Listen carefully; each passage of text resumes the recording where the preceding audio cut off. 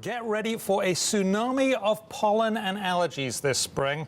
That's what our next guest says, and he joins us now to explain. It's Dr. Clifford Bassett, Medical Director of the Allergy and Asthma Care of New York. Thank you very much for being here. Thank you for having me, son. I feel like I should sneeze now, but we haven't actually got there. Why is there going to be such a tsunami of allergies and pollen?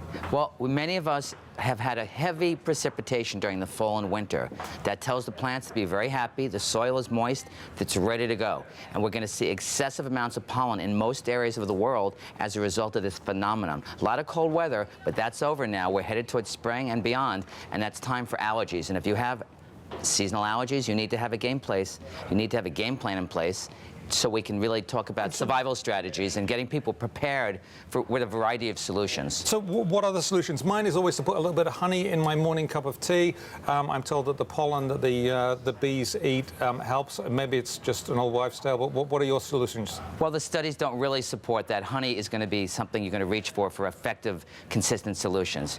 What I talk about is know the pollen count. Check the pollen count. The level is very high. It's a windy day. That's not your friend. Sunglasses. Wear a hat. Avoid hair gel and hair paste. Your hair will turn into a pollen magnet, transferring to your bed sheets at night without washing your face and so forth. You're going to have pollen tsunami in your bedroom.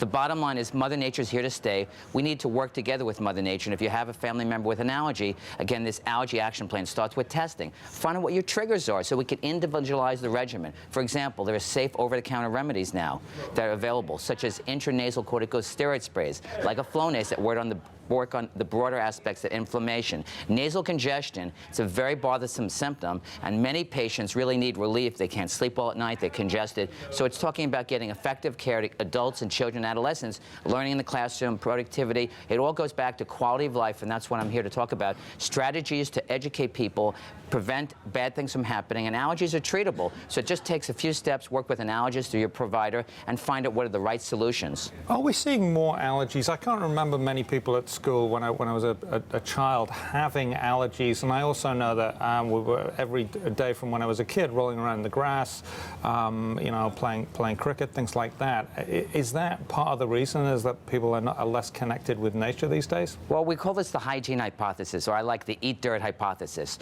Over-sanitizing the world. It's great to have clean water and keep kids away from germs, but we're finding that actually exposure to germs, farm animals, and all kinds of things that we used to call dirt and so forth is actually maybe protective in making a stronger immune system. Overuse of antibiotics the first year of life. This may all pinpoint to things that increase the risk of allergy and asthma. We also know having pets in the home the first couple years of life may actually reduce the risk of pet allergies and allergy and asthma as well. So a lot of things that we thought were the opposites, it's almost like the Woody Allen movie we discussed before. It's topsy-turvy, but having an allergy action plan, getting ready for the allergy season is the first step in feeling well this year, enjoying Mother Nature. Well, it sounds like when the kids come home covered in dirt, that's probably a good thing now. Thank you very much, Dr. Clifford Bassett, making his debut on the News Hour.